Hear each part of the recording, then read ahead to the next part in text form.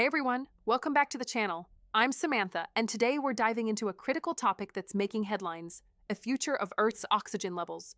Recent studies have raised concerns about the long-term sustainability of our planet's atmosphere. Let's explore what's happening.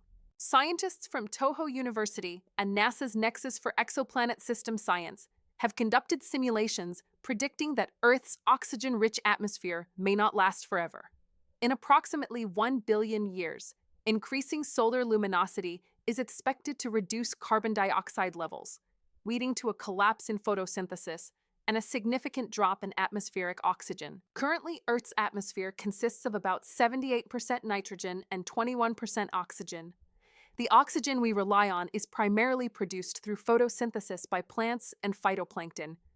However, as the sun ages and emits more energy, it will accelerate the breakdown of carbon dioxide, disrupting this balance. The decline in oxygen levels would have profound effects on life. Most aerobic organisms, including humans, depend on oxygen for survival.